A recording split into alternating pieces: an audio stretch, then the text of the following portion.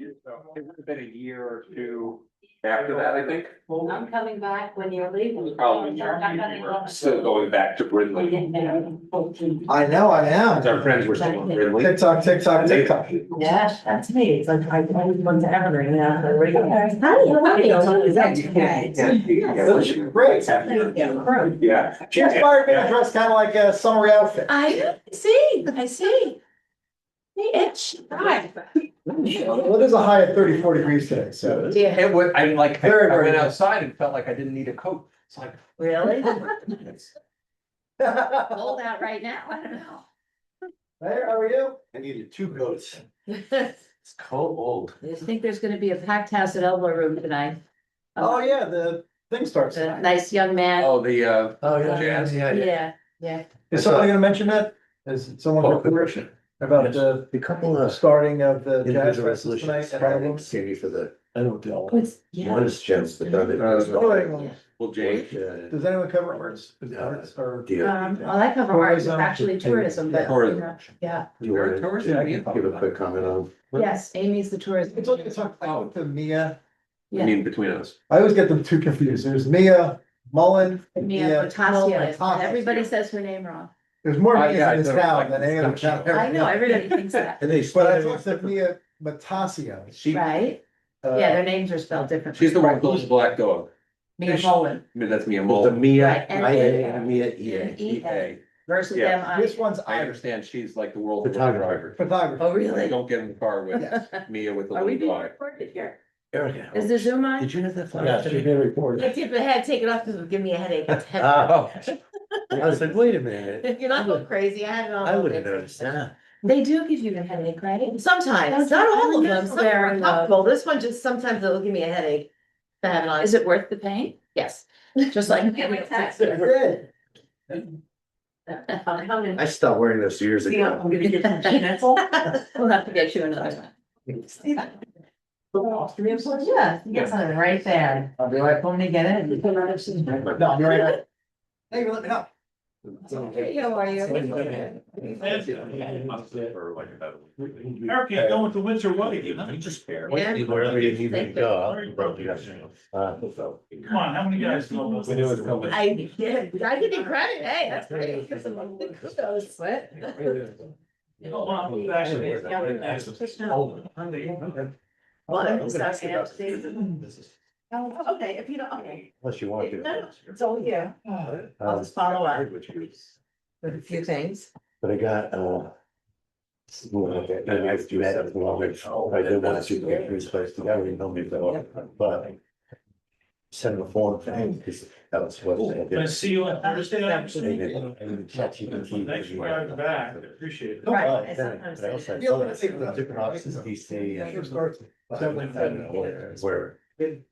Next journey. And the reception is to, says he'll have the director guy call me back, Okay. and that guy calls me back. Mayor, never respond to the forms, just call me, and I go, I know you. But I mean, it's good. He was.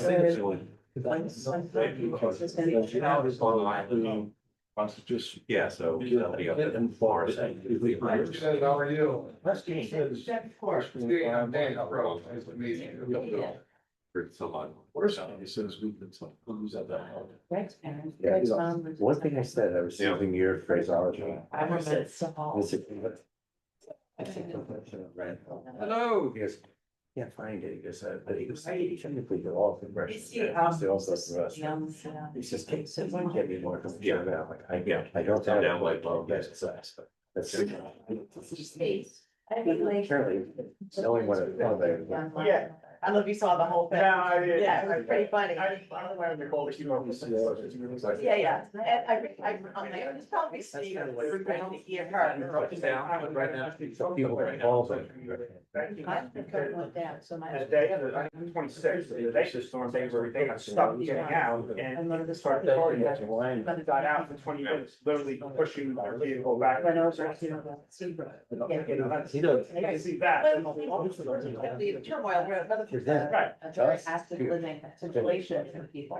It's not dangerous. No, and it's a lot. Yeah, I think cars also. Oh, yeah, sure. I mean, I understand. But Like, no. You need to flash it back. Exactly. Yeah, that'll never need to come. No, and I'm afraid she's gonna hurt herself in this way. Five. And she drives everywhere. She won't hesitate to drive down there. An hour and a half away. So we're gonna wanna have that's what we'll drive down. Yeah. Take time in places like Wegmans and. Okay. But who's not here? So we're gonna have some alternative tonight. Yeah.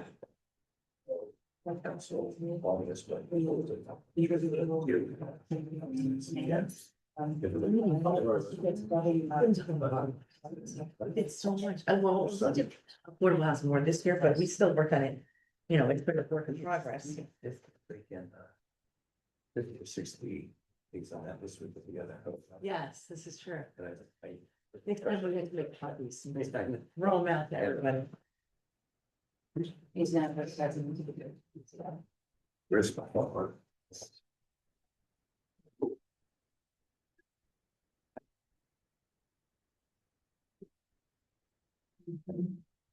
That's shaky, so he doesn't know. Overnight shit. So that's what we have to think that. More actually just has some scans, that's. So it's used in the system.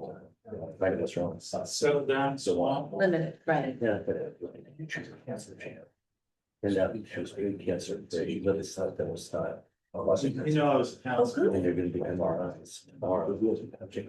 Interesting. They're talking about the.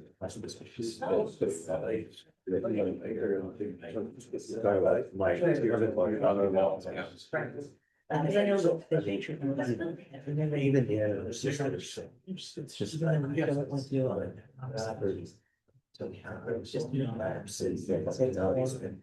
know, There's 95. She's doing well, but Doing really well, you know. living. And now she's, yeah, walk, she can't stay up, she can't. Very extensive. Places. Falls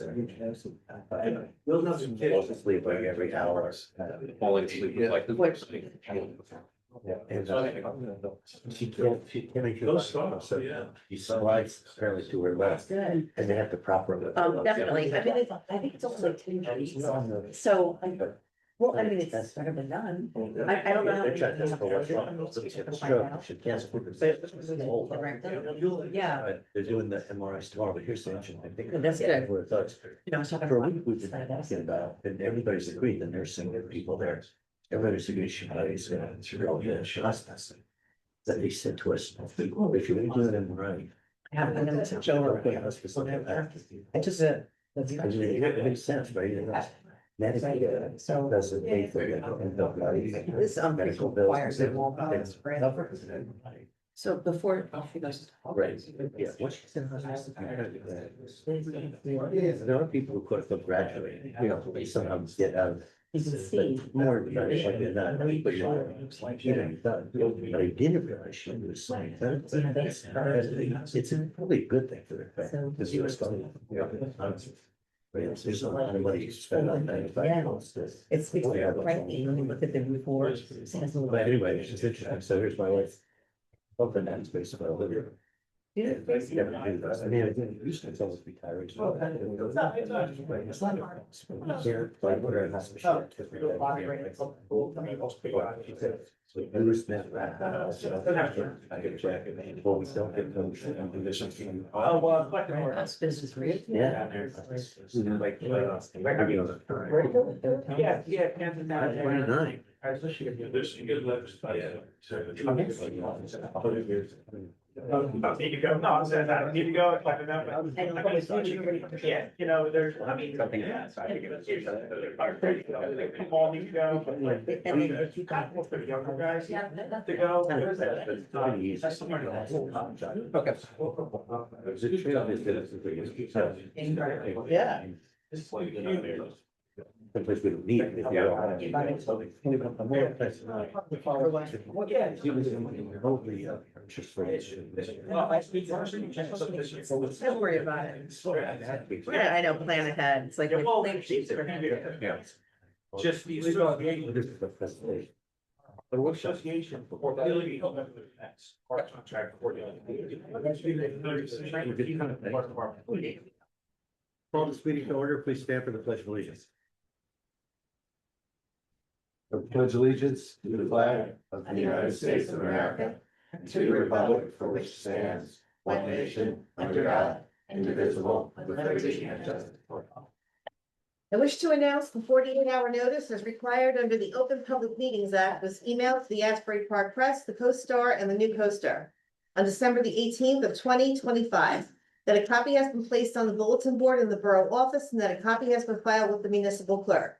Please be advised, public attendance for meetings through Zoom is not mandatory and a courtesy only. If for any reason Zoom fails or is disconnected, the in-person meeting will continue without interruption and action can and will be taken, providing that there is an in-person quorum. Mr. Noble? Here. Ms. Greenblatt? Here. Mr. Carr? Here. Mr. Nowicki? Here. Mayor Gubitosi? Here. Good evening, everyone. Thank you for braving the cold, those who are here, and the cowards who are on Zoom, thank you for joining us. Okay, we are on item number 5 of the agenda, and workshops, there are none. Item 6, presentations and bids. We have one presentation scheduled for this evening where we're going to hear from Asbury Fresh Market. Is Asbury Fresh ready? Please come on up. Thank you. That was quick. Now I have a presentation. I don't know. Tell everyone your name. My name is Brett Morgan. I'm with Fresh Markets. And Brett, do you have a, oh, there you go. There.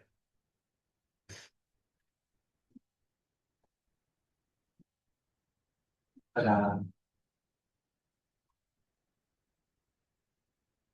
okay, so we're with Fresh Markets. We do pop-up farmers and makers markets. We do about 200 events a year in Monmouth County primarily. We did a market here a couple of years ago in Bradley Beach, and it was really good. And we're interested in bringing it back. So forward the next slide. Next slide, Michelle. So our mission is to enliven and enrich local communities through pop-up market experiences. We started back in 2012, really in downtown Asbury Park with, just identify the need that there was like a group of people that lived there and really just needed like a little market. We started with about 4 vendors in a park. And since then, like I said, we've grown we have about like 8,000 vendors locally in Monmouth County in this region that routinely participate in our events. Everything from local farms, food purveyors, artisan makers, honey purveyors, really any small type of like handmade local type of business. Really, we welcome and cater. So you can go to the next slide. So here's just a couple of our core values. We really pride ourselves in building up local sustainable communities. We like to empower, we call it micro-entrepreneurship. So we work primarily with small businesses that are just starting out and looking really for a place to grow. A lot of our customers actually, or a lot of our vendors rather, started our markets, they built up a customer base, and then they ended up going into like retail storefronts in Monmouth County. I think a lot of vendors in Monmouth County started, or a lot of retail corridors in Monmouth County actually have vendors that started with us. I know Bradley Beach has like Love Light Candles was with us for years, and now they're an anchor in downtown Bradley Beach now. You can go to the next slide. Next slide. So I touched on this a little bit. So we started back in 2012 in Kennedy Park, right off of Cookman Avenue. And we started really small, and we grew to about 55 vendors in that park. Since then, we've moved to Emory Press Plaza on Emory Street in the downtown. So on Sundays, May through September, we operate a weekly market on Sunday mornings there. We also operate a weekly Wednesday market at Bellworks and then do a monthly Saturday market there, as well as some other seasonal public events there. We started doing an event at Point Pleasant last year that operated from Memorial Day through Labor Day, and then this year we're actually extending a little bit into September. Mattawan, we started a pilot market that was working really well, so we're going to expand on that one. So we started as just primarily in Asbury Park, but like I said, we've grown outside of that. So we rebranded in 2016 as Fresh Markets to really just fit with, I guess, our where our locations and not just make it Asbury centric. You can go to the next slide. So again, we've done markets in Bradley Beach, Red Bank, Holly Ridge Farms, Asbury Park, to name a few, Bellworks.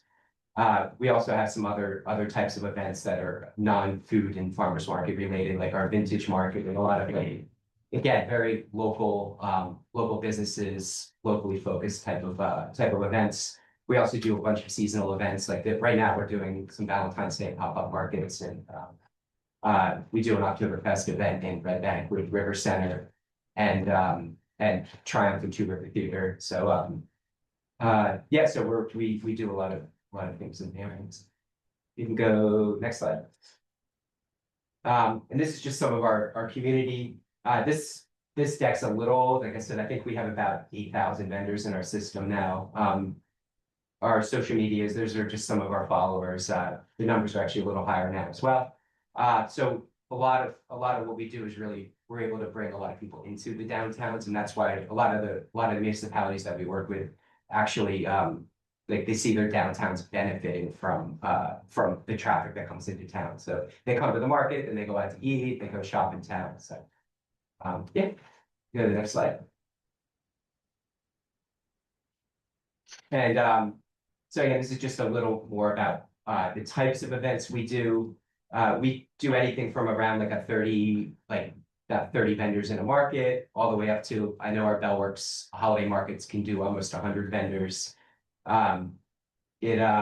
We do some one-off pop-up events, but we primarily do like the seasonal recurring events, and that's really what we like to do, because then it builds steady foot traffic into these communities.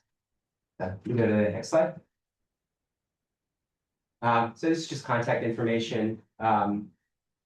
And we're very, like I said, community focused. We're like tailored what we do specific to where we're operating. So yeah, I'm happy to answer any questions. Questions from the council? Shaman? I'm very much in favor of the concept of a farmer's market and bringing in the areas local. We have certainly a rural part of Monmouth County that we want to support. So I think it's a great idea. I guess I'm concerned about, number one, the vibrancy of what you could do. And what is your typical, summer weekly vendor totals, like numbers for some of the smaller communities like in Asbury? Asbury, I think we can fit about 52 tents on the street right now. So that's packed every week. Bradley Beach, when we've done it, we did last 2 years ago, I think we had 40 to 50 upwards. I think we could do about 60 in Riley Park. So Right. we were in that general, like between like 40 and 60, depending on the week. Right, and as you probably know, our tourism does a lot of events in Riley Park, crafts fairs and things like that. So, to have a green market, would be a wonderful thing. And, I'm just concerned, number one, once a month, is that really enough that people would rely on it? And know that it's coming, because that's somewhat sparse. I think we put in this year, if you would have us, twice a month, we would, Okay, I saw it just once a month, But, specific dates. I think, yeah, we could definitely adjust our season. A lot of times, I know a couple of years ago when we did it here, we did once a month, really just to make sure that people came out and embraced it. I think when we had our, like one of our big produce vendors set up right on the Main Street side, so it was really just like, I mean, they had 4 or 5 tents set up there, and it really was just bringing in people, creating like a hub right in that town, so. Right, I mean, we would want to draw people into the community, not have the green market or farmer's market compete with our businesses necessarily. So, but I know that there are a lot of opportunities for creative culinary and baked goods and things like that that don't duplicate like the businesses that we have in town. But there is an opportunity to really draw in and support the agriculture industry and bring it here locally. I guess my only other question is about a CSA. I used to participate in a CSA and I had to go down to, there are a number of different locations to have a market where you can also go and have a regular CSA that you come and pick up produce, that's culled from a farm is really a nice thing to do. I don't know if you do that sort of thing as well. We as the organizers don't typically get involved in that, but sometimes our farms do offer that. I know our anchor farm in Asbury Park will do something, they probably are starting to sell memberships for it right now. And they either do like the pickups, or they'll do like a credit system where you go and you have like a running account.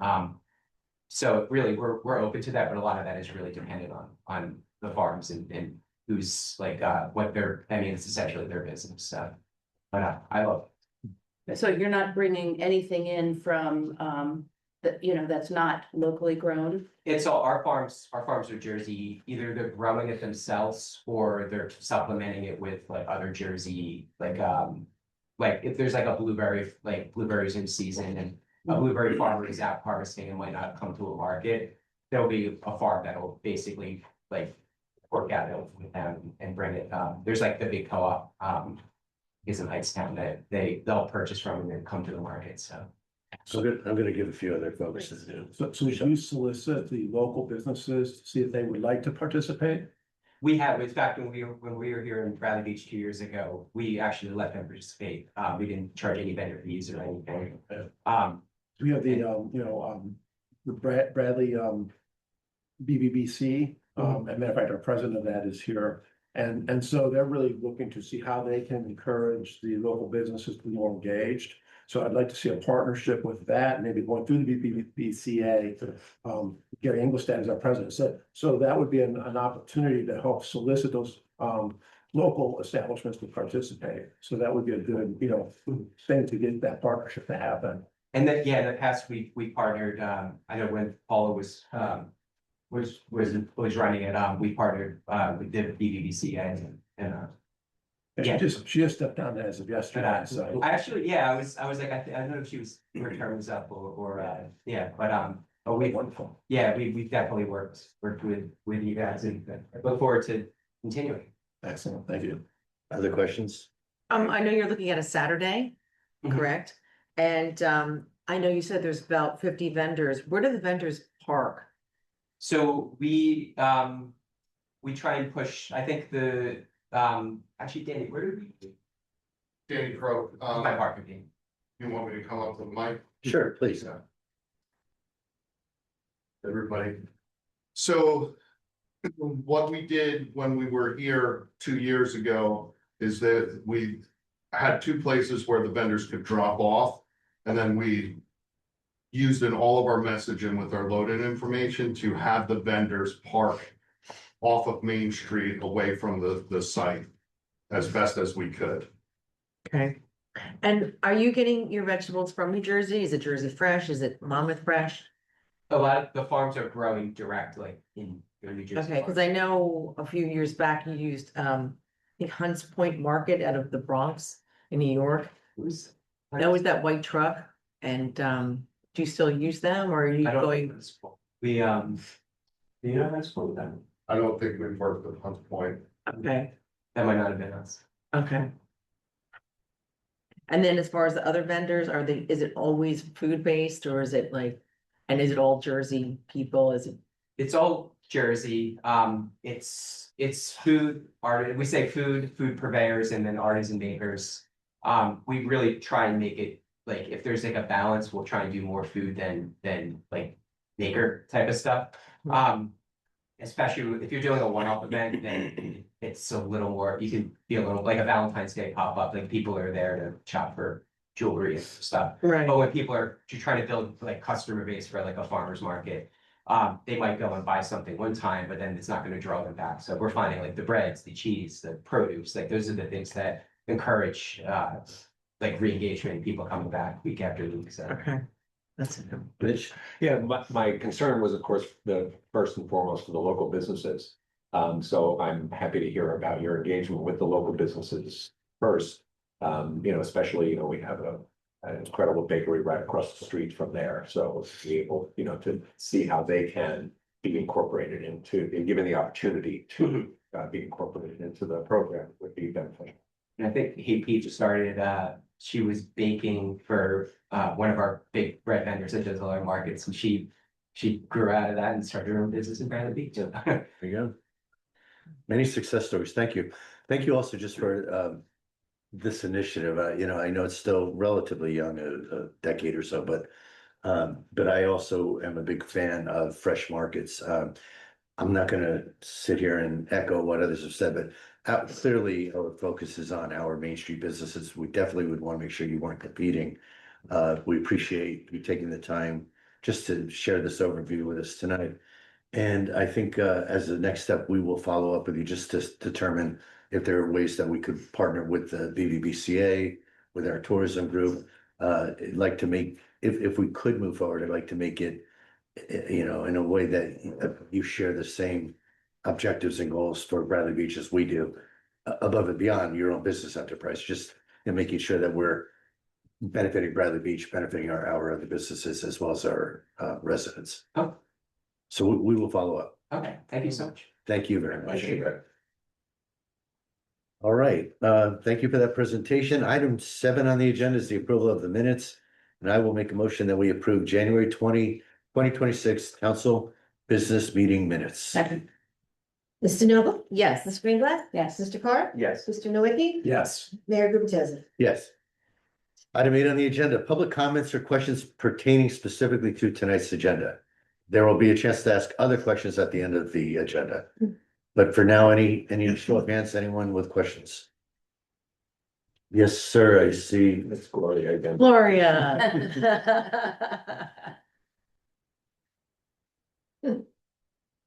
Is he muted? He's trying. He's trying. Trying to mute himself. Mute. There we go. Hi. Oh, no. Here we go You're again. muted again. Yeah. He was frozen. Okay. I just had a question again about the agenda item with the special parking permits. It's February 3rd, and I think the extension is to the end of February. I'm just wondering if you might want to consider extending that until the medical form is ready. Because it's not ready yet, and you have to go see your doctor and yada yada yada. And so just maybe consideration of that, of extending that deadline. Yes, for the record, the form is ready, but we didn't want to begin distribution of it until tonight when we hopefully adopt the ordinance. So the form will be available beginning tomorrow, assuming we adopt the ordinance tonight. And yes, we can be very flexible given the off calendar year timing of this. But folks have already sent in applications. I think in general, we've been sending them back, asking them to wait to make sure we had the right information. But at this point in time, people should be able to send in as much of the application as they have. And to your point, waiting on the attestation form will not be a problem. Great. Thank you very much for that. And I appreciate your compromise on this. Thank you. Okay, thank you. Yeah. Yes, sir, Mr. Cohen. Thomas J. Cohen, 612 Third Avenue. I just had a question about ordinance 2026-7. What made that come about? I was told you have a garbage disposal in your house, so I want to get rid of Well, it. I get yelled at all the time when I go to people's houses and I say, you shouldn't have a garbage That's disposal. right. And they say, see, you're just the police. And not only, and the official answer is, as you're well aware, we have an ordinance that prohibits garbage disposals. I know, we've got to get the word out. We also have an ordinance, and it happens to be this particular chapter, that lists a number of things that you need a permit for, one of which is garbage disposals. So this amendment is striking the words garbage disposals. Perfect, but it is giving us an opportunity to promote the fact that due to our old sewer system, we do not allow garbage disposals, because that is the reason. That is correct. I haven't checked with Mr. Nowicki, but I believe that's the reason. Okay, that answers it. Thank you for clarifying that. And I do want to thank the council for ordinance 2026-2. Bringing our code book up to municipal land use law standards with regard to that position as a designee. So I think that's important. If it is in the NLUL, it was not in our ordinance. And I'm just wondering about resolution 2026-67.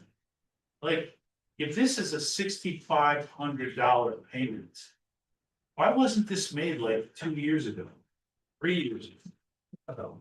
I mean, The now dollar amount is, it's an $8,000 payment because it wasn't made a couple of years I'm ago. not sure what we're talking about. 68, you mean? I'm sorry, no, I'm referring to the settlement. Yeah, 68. 68. 68, yeah. Oh, 68, you say I $60,000? said 67, but I really did mean 68, Montoya Marino versus Berg Bradley Beach. It's an $8,000 settlement roughly? So Yeah, you're asking about, okay. A portion of it are legal fees too. I know, so it would have been like 6,500, now it's like 8,000. Why was it? This just. I don't know if you're aware, I don't know how much of the residents are aware, but we've had a lot of these very miscellaneous, it's relatively small dollar claims against the borough dating back to 2020 and 2021 and 2022, where various employees, custodians primarily at the beach, a few beach badge checkers, roles like that, part-time roles, that worked overtime back in 21 and 22, but were compensated at straight time. And a number of years later, obviously, these claims have surfaced, and we're handling them as they come out. And as long as we can document that, in fact, they did work overtime and they were not paid for it, we're reimbursing. Some people bring a lawsuit before they tell us, and therefore we have to include legal fees. A number of others we've settled just by them telling us that the borough owed the So money. some filed a tort claim and some didn't. Correct. But These people did. the poor treatment of the employees took place in 2020, 2021. They Wow. just, for whatever reason, the borough didn't pay the halftime. They paid straight time for, people who work 50, 60 hours. So it wasn't widespread, but there's probably, I have to go back and check, but we settled one lawsuit for 5 or 6 people. This one's 2. Oh, We probably had 5 or 6 others. so there's a bunch more than this one. This is the only one that went to filed in Superior Court. and got- No, the very first one, one of the first ones we settled this year was a lawsuit. There were 6 plaintiffs. Wow. It was, Greg, it wasn't a, There were 6 plaintiffs who, the payroll was incorrect, they weren't paid their overtime, and we verified that through the records. And essentially what happened is there were 6 of them that made the claim. And then they work here, so they told their coworkers, hey, if you didn't, and so they've been coming through, and we're hoping that this is the last one. Is the hope, but we can't guarantee that. Yeah, no, it's, but But- thank you, thanks. The other thing too is the attorney's fees, like the wage and hour law, they're entitled to attorney's fees for a claim like this. So this isn't, not a gift or us agreeing to do something, that's what the law says, if you don't get the payroll, you get your attorney's fees back. Sure, but if they just came directly without an attorney, it could have been settled without the additional fees. And yeah, and as the mayor referenced, outside of the 7 that were actual plaintiffs, there are at least 4, I think up to 6 more. Who just came to administratively and we just figured out what it was, agreed on it with the employee, obtained their release and paid them what they were owed. Great. But you know, if claimants are entitled to go there with the route they. Sure, they have the right to file, sure. Yeah. But thank you for cleaning that up, Mayor, and clarifying. Appreciate it. Thank you, Mr. Cohen. Seeing no other hands raised, I will close public comment and move on to item 9 on the agenda, ordinance introductions. Bond, now these are introductions, so for these items, the public will not get an opportunity to comment. When we get to adoptions, the public will have an opportunity to comment, so we will just identify to the public the nature of these 3 ordinance introductions, briefly comment on them for public benefit, and then move on to adoptions. So the first introduction is bond ordinance 2026-06. And this is a bond ordinance in the amount of $450,000 earmarked for repairs on the beachfront in particular. A number of our stairs and ramps are badly eroded and corroded and, you know, broken. So we need money to do those repairs, as well as the plan is to install 2 new ramps for handicap access. And to purchase roughly $160,000 or so of Moby mats. And these are the 10-foot wide Moby mats that we first rolled out last year. We were able to put those in place for 3 beach entrances. Over time, the focus of the initial Moby mats, the 10-foot wide, was really to facilitate handicap access, wheelchair access. Needless to say, everybody likes 10-foot wide Moby mats, whether it's parents pulling strollers with kids in them, or elderly folks that just like to not have to walk around, people on their thing to, you know, walk on the sand. So the goal is for handicap in particular, but again, to benefit the rest of our beach visitors as well. Our long-term plan is to have these 10-foot wide mats on all beaches. We have roughly 12 beach entrances. We have 3 of them covered today. We're hoping to get, depending on whether this passes, 2 or 3 more beach entrances equipped with these Moby mats for this coming year. And if this goes well and according to plan, you should see us roll out 3 more beach entrances every year going forward. So between the ramps and the Moby mats, we're looking to bond $450,000. Any comments or questions from the council? I know one of the things that in the discussions was these are a little different, the way they're designed. I know we've had troubles with some of the buckling that's happened, which make it a little harder to get through. Also, the being wider is so much better. I know anytime it's basically a one-way road. So having the 10-foot wide mats is much more beneficial for everybody. These are also pervious in that the sand just works its way through them. And when you talk to DPW about these mats compared to the solid, harder, less wide mats that we have today, it's a no-brainer. These are so much easier to manipulate. They don't get blown around by the wind. Sand goes through them. They don't have to blow off the sand or sweep the sand. So from a maintenance standpoint, they're much better as well. I imagine they're a lot lighter weight. Well, they're a lot bigger, but yes, Right. they're per square inch. Right, yeah. And then as far as the old ones, I guess we could auction them or something, or. I think we'll get, I'm told 5 cents on the dollar, so no, it's not a Yeah. huge savings. Although, the interesting thing that I've learned about the old mats, the ones that we've been using for years. A lot of towns actually don't use them for pedestrian walkways. They use them for events on the sand. So if you have a band playing, for example, if you have, I don't know, some kind of contest of some sort where people are running around there because they're harder nature. But they're a little more difficult, if not a lot more difficult to manage with high winds and ocean surges and so forth. The wider mats are also thinner, more porous, and they're much easier to handle. Yeah, I know people that have them on their beach have been loving them, so I'm looking forward to it. All right, Quick question on the Yes. handicap ramps. You said there's 2 new locations that we're gonna add these ramps. Well- Do you have no which locations? no, the locations, I did say that because I'm really talking about 2 ramps. We have not decided on specifically on the locations. And I would certainly share that with the council before we would do that. Okay, good. Okay, so I will make a motion if there's no further comment to approve the introduction of bond ordinance 2026-06. Second, Mr. Noble? yes. Ms. Greenblatt? Yes. Mr. Carr? Yes. Mr. Nowicki? Yes. Mayor Gubatose? Yes. Introduction of 2026-7, as Mr. Cohen highlighted for us. This is just removing the words garbage disposals from a list of items that we would permit for, since they are prohibited at the current time. So it's really editorial cleanup. Any comments or questions? So does that mean in the reverse, that once we finish our sewer system upgrade, then we might be able to change it and people can put disposals in? That question is beyond my mere mortal powers to answer, but it's not out of the question, I would say. Okay, if no other comments, though, I will make a motion to approve the introduction of ordinance 2026-7. Second. Mr. Noble? Yes. Ms. Greenblatt? Yes. Mr. Carr? Yes. Mr. Nowicki? Yes. Mayor Gubatose? Yes. Ordinance 2026-8. I'm going to ask Councilwoman Greenblatt to do us the honors of briefly overviewing it. It's the Arts Council. Sure. So the Arts Council was reinvigorated last year. And last year, we identified for the ordinance 7 members and 2 alternates.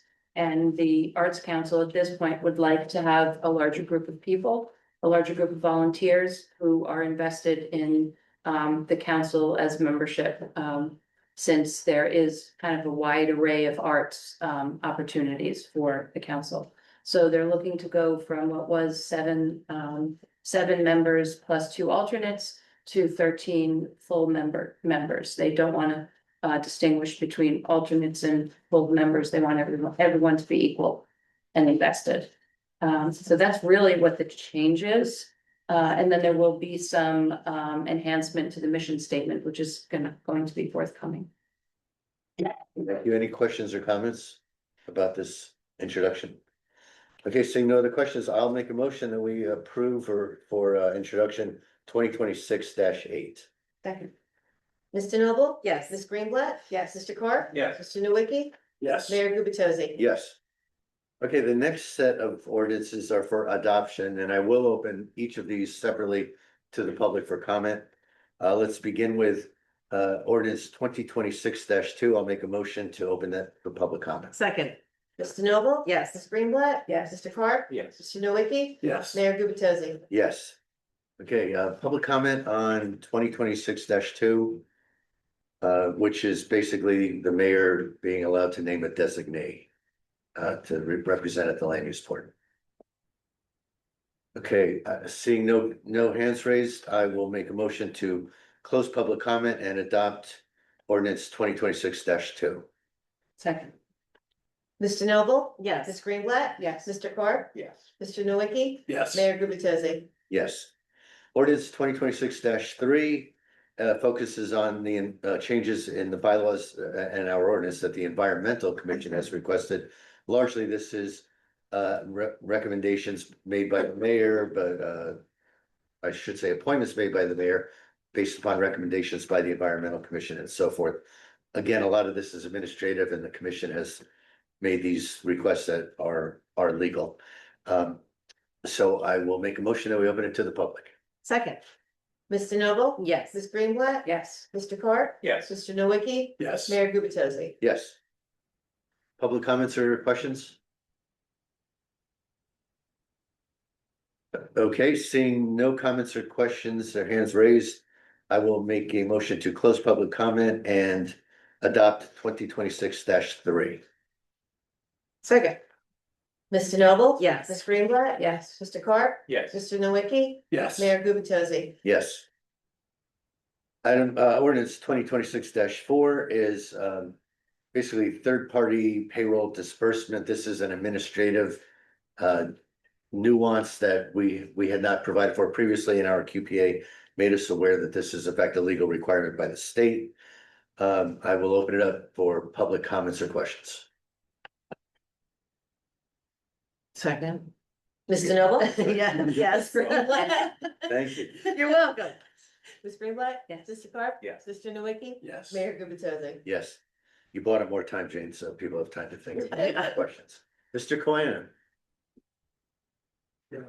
just a little puzzled about this. We haven't had a third party payroll company. No, it's more about, I think it's processing, processing the taxes, yeah, the payroll, it's processing the payroll payroll. taxes. Payroll tax, it has to be done with a third party. You can't do it yourself, but we've been doing it. I think, yeah, obviously, the details elude me, but it's something we've been doing properly. We're not at risk of fines or Okay. default or anything. However, we don't have an ordinance that tells us to do it. So now we do. Yeah, it was actually one of the recommendations based on the audit. Yeah. And so we're taking care of one of the Perfect, recommendations. so we can just check that one off. That's right. Thank you very much. One down. Any other comments or questions? Okay, seeing no further comments or questions, I will make a motion to close public comment and approve ordinance 2026-4. Second. Mr. Noble? Ms. Yes. Greenblatt? Yes. Mr. Carr? Yes. Mr. Nowitzki? Yes. Mayor Gubatosi? Yes. Next, ordinance 2026-5. This is the ordinance amending our chapter 9 of traffic, specifically pertaining to the special parking permits. I make a motion that we open it up for public comment. Second, Mr. Noble? yes. Ms. Greenblatt? Yes. Mr. Carr? Yes. Mr. Nowitzki? Yes. Mayor Gubatosi? Yes. Are there any comments or questions from the public? I know that one gentleman Yeah, Gloria's good. made his comment earlier. Waiting. He's saying yay. Okay, seeing no additional comments or questions, I will make a motion to close the public session and approve 2026-5. Second, Mr. Noble? I'd like to thank Gloria's husband and I'd like to vote yes. Ms. Greenblatt? Yes. Mr. Nowitzki, Mr. Nowitzki? Yes. Mr. Carr? Yes. Mayor Gubatosi? Yes. Okay, we got through our ordinances in record time. Item 10 on the agenda is communications, and we have 2 items to communicate. One are Sylvan Lake Commission appointments. I will read the names quickly. The Sylvan Lake Commission members needed a month to get all this fully organized, so we did not make these appointments at our reorg meeting. However, tonight I can announce that the new chair of the Sylvan Lake Commission will be Greg Matthews from Avon, the vice chair Dennis Luba, secretary Mary Lou Farmer, treasurer Ann Pullity, and an additional member Kathleen Martin, and alternate Sharon Luba. So I am making these appointments retroactive, I guess, to January 1 or whatever. They're already functioning in these roles. We're just making it official. The second item of communication is our own Kathy Lippett. We are adding a title to her long length of responsibilities, and she's now officially will be recognized as a deputy tax collector. And that concludes the communications. I will move to item 11 on the agenda, which are resolutions. We have a number of consent agenda resolutions, and I'm going to say this now about the consent agenda and also about our individual resolutions without creating a quorum, but the council members have had opportunities to discuss and ask questions of me or of the BA and so forth on all of these items, basically. But I always want to make sure that in front of our public, we have one more opportunity to test any, remaining questions. So my first question to the council, for our consent agenda resolutions, are there any ones that you want to vote out separately? That's good. Okay, with that said, then I will make a motion that we approve consent agenda resolutions 2026-55 through 2026-62. Second, Thank you. Mr. Noble? yes. Ms. Greenblatt? Yes. Mr. Carr? Yes. Mr. Nowitzki? Yes. Mayor Gubatosi? Yes. We move to individual resolutions. Same comment. We've all had the opportunity to chat with one another. So a lack of questions doesn't mean they haven't been asked already. That said, 2026-63, authorizing the transfer of appropriations in the fiscal year 2025 budget. This is closing out a year-end adjustment from last year. Any comments or questions? Okay, in that case, I will make a motion that we we approve resolution 2026-63. Second, Mr. Noble? yes. Ms. Greenblatt? Yes. Mr. Carr? Yes. Mr. Nowitzki? Yes. Mayor Gubatosi? Yes. Item 2026-64, authorizing and providing the issuance and sale of a $10 million, $63,600 bond anticipation notes for the Borough of Bradley Beach, County of New Jersey. We left out the word beach there, County of New Jersey, of Monmouth County, New Jersey. And this basically is just bans our annual notes. And the borrowing that we did last year, we have to kind of reborrow that same money. They're interest only loans, very standard for the course, very low interest rates. So we're basically just refinancing the debt we had last year. Any other comments or questions? I'll make a motion then that we approve 2026-64. Second, Ms. DeNoble? Yes. Ms. Greenblatt? yes. Mr. Park? Yes. Mr. Nowicki? Yes. Mayor Gubatosi? Yes. The next three individual resolutions are all awarding award of a proposal for general engineering services with CME Associates, as well as two specific projects with them. And I'm gonna ask Mr. Nowicki, Councilman Nowicki, to give us a quick overview as you work closely with CME. So the first one, -65, is for general engineering services. This is basically for on-call services that will allow the borough for any situation that was to arise, that we could take care of it ASAP versus having it, for like, a small effort and be able to get them mobilized to address that. So basically it gives a small amount of money, I think it's $30,000, to be able to have that for flexibility over the course of the year as our general engineer. The second one, -66, is actually associated with the Ocean Park Avenue sewer. We recently received a grant from the DOT for the resurfacing of Ocean Park. Back in September, we had approved CME to begin the design of those first two blocks from Madison to Ocean Avenue because of all the problems we were having out there with the backups and the collapsing of the sewer. So we authorized them, while our DPW was fixing the, from a maintenance standpoint, the sewer for a temporary measure. CME had began that design work for the sewer. At that point, we also reached out to the DOT, applied for a grant for the resurfacing work. So after the sewer gets replaced, we can actually do the repaving and curb work and handicap ramps at the intersections with local aid money through grant money from local aid at the DOT. That was approved. So this dollar value of this grant, or I'm sorry, for this fee for CME is for them to do the design work associated with the resurfacing of the pavement after the sewers get built. So this is the way we've been doing all of our sewers. Historically, as we go in, we do the sewer replacement, and then we try to get grant money from the DOT to do the resurfacing. And so this is following that same procedure. So this is the engineering effort for CME to do the resurfacing. In addition, what we're going to be doing is putting this back through this fee back through the, just to complicate it a little bit, we have a grant from the DEP for all of our sewer replacement design.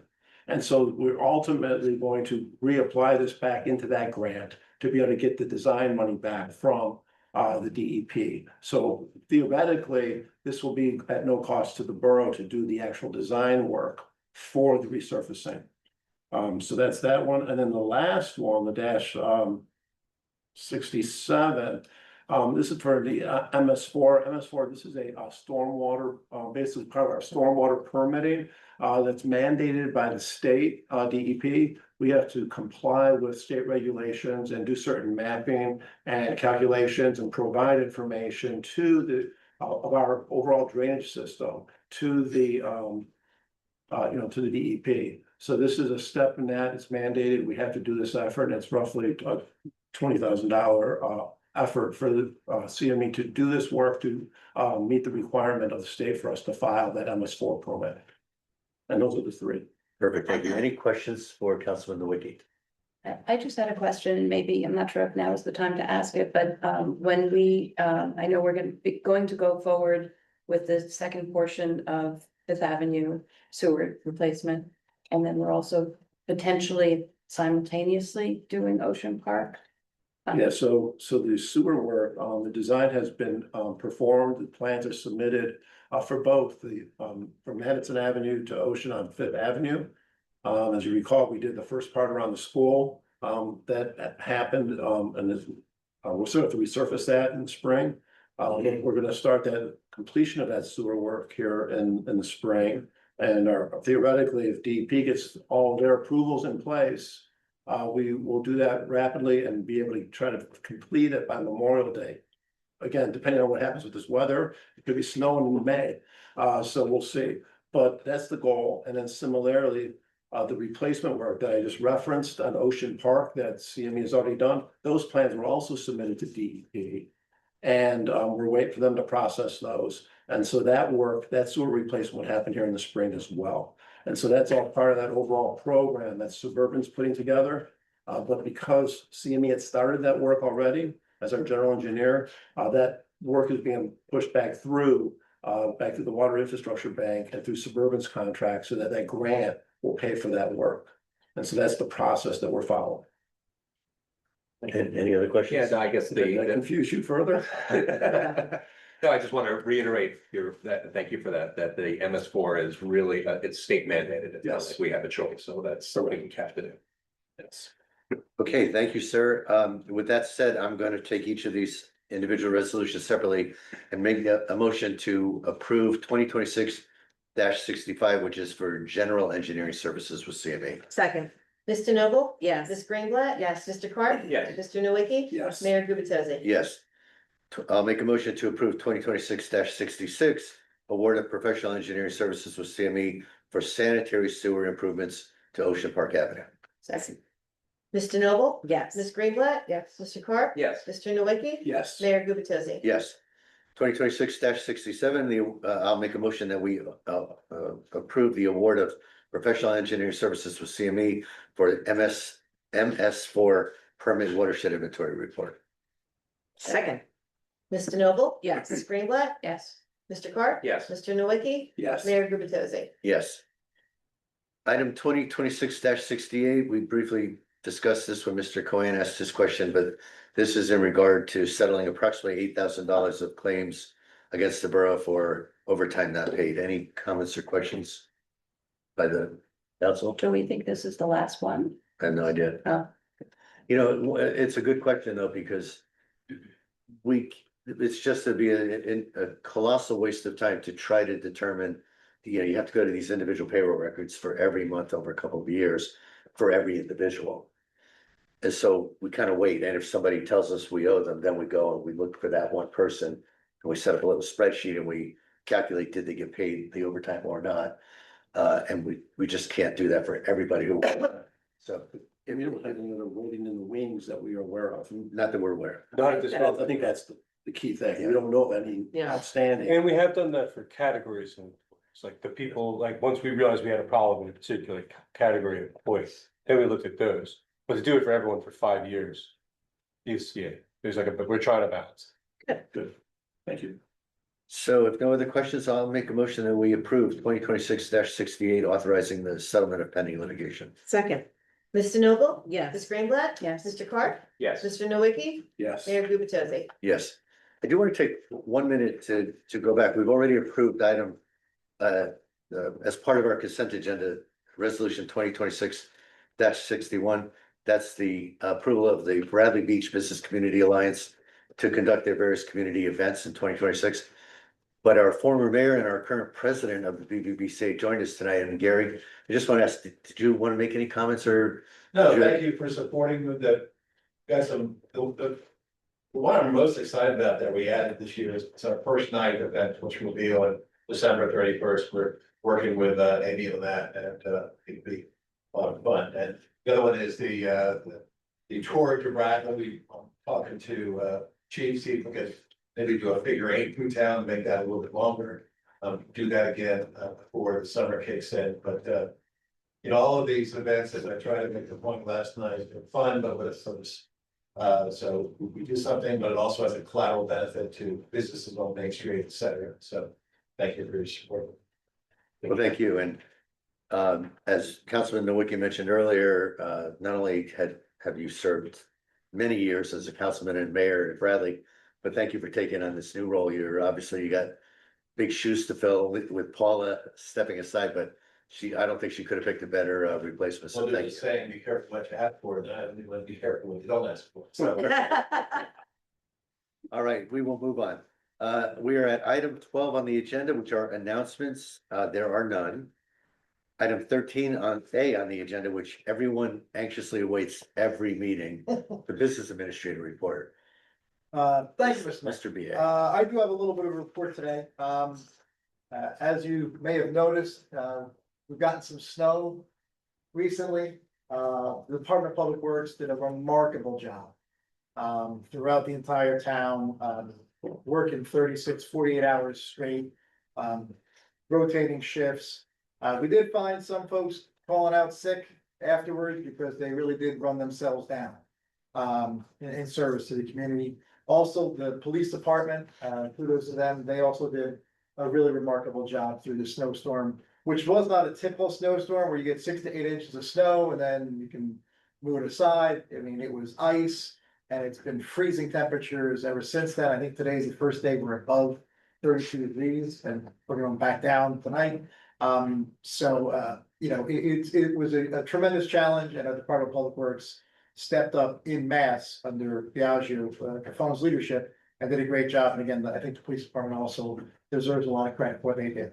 I just want to thank the mayor. You know, I've been here about a year now, and under his leadership, and because of the way he looks at public employees, the morale has increased significantly in the borough offices. So one of the things the mayor talked about tonight was giving Kathy Lippett a title. That may seem routine, but it means a lot to her. And it gives her, you know, it validates and adds value to the job she does here. And just to give you an idea, on the Friday before the snowstorm, Kathy told me she was gonna take her laptop home because she wasn't sure if she was gonna be able to work on Monday. She wanted to work from home. She had a day off, but she knew ahead of time that she wanted to work from home. Unsolicited for me, she did it on her own. Also, one of the resolutions you all passed tonight was for a DCA grant. This was 2026-57. That grant is being written by Courtney Pappas, who's our recreation director.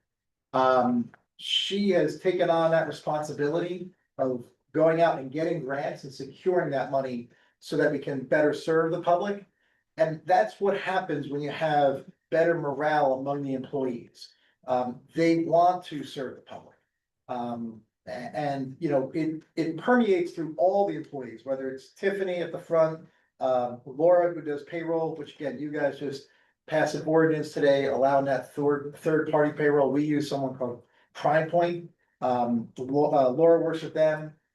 Pam, Allison, and Bill over in community development are also high morale folks. Bill was out writing over 60 summonses for people who did not clean their sidewalks. And Pat and Department of Public Works wrote over another 20. So as much as we want folks, you know, we want to help folks after a certain amount of time, they need to clean their sidewalks off and we need to enforce that. And again, having that drive amongst those employees is because we have better morale. And then the last two, you know, on this side of the building is obviously Erica, who does a remarkable job. And you can see that her, you know, her pleasure in working here has improved over the last year because of your leadership. And lastly, the queen, Michelle Wiley, who is going on 30 years in this spring. Literally this entire office revolves around her. She does a remarkable job for all of us. And again, it's a testament to your leadership, how much the morale has improved here in Borough Hall, which again allows us to better serve the residents. So thank you, Mayor. Well, I appreciate that. We have great employees and prior administrations have said it. I'm probably not saying it any differently, but it's not, I don't think it just rests with the mayor. I mean, for example, we have this council that's supports one another, works together. We don't always vote the same way, but we talk, we communicate, and we're always working on what I believe is the best interest of Bradley Beach. So I think employees are energized by that. Two things. One, I want to add a few more kudos to your list. I didn't know you were gonna call out the employees tonight, but there were also a handful, two, I believe, DPW employees who were planning to take that big plow day Monday off. They had already scheduled vacation time and they canceled their vacation because they knew our streets, the snow had to get moved. And these are the little stories that nobody knows, nobody hears, and unfortunately, I probably haven't always shared them with the public as frequently as I should, so because you brought this up, Matt, I want to make sure we add on, one, that all these employees work so hard to deliver for our residents. The other thing, Facebook's full of comments and sometimes criticisms of the snow that didn't get moved or got moved right into their driveway. Or, we should get a super duper plow that has an arm that drops down and moves snow and picks up and so forth. Yeah. The pictures look really good. I researched it. Is that AI? Is that real? It is real. 5 people said that he was mayor of my town. I'm sorry to interrupt. But Yeah. I got that one too. It is real and roughly Yeah, the that's arm, expensive. the arm plus close to 180,000 and it breaks all the time. It breaks because there's too much torque on it. And the plows have to drive too slow. So anyone who wants to bring this up in a comment at the end of the council meeting, know that a plow has to slow down to approximately 3 miles per hour to drop down the beginning of the driveway, pick it up at the end of the driveway. One, that puts a lot of torque on the arm, which then snaps it off or breaks it. Two, plows at only 2 and 3 miles an hour can't push heavy snow. They get stuck. So they need to be going closer to 10 miles an hour to get that, if not a little more, to get that snow moving. So we are all, anyone who lives in a small town like Bradley Beach with no place to put 10 or 15, whatever we got, a lot of inches of snow, everyone gets frustrated. People complain to me, they wanted reimbursement. They had paid somebody to shovel their driveway and they wanted the borough to reimburse them because the snow was plowed back into their driveway. And I told one person, I'm the mayor and I had to plow snow into my driveway 3 times. It's, there is no hiding the snow. Meanwhile, they're all out 30, as you said, Matt, 30 hours straight. People giving up vacation time or postponing it. Everybody is focused, and I have people call me to complain about a certain situation, 2 different situations. I won't mention them other than to say, they called me. I said, look, there's not that much we can do, everybody's out, everybody's working like dogs. We don't have salt at the time, we didn't have this and that. An hour or so later, in each separate instance, I got a follow-up text saying, thank you, Mayor, DPW came and fixed that, and I'm sure it's because you said it. And I had to write back to each individual and said, I wish I could take credit. DPW just went back and did it on their own. They were aware of it. It was ice patch in one, snow in another. But we really have an amazing group of people here who work really hard for our residents. And Mayor Engelstad, comment?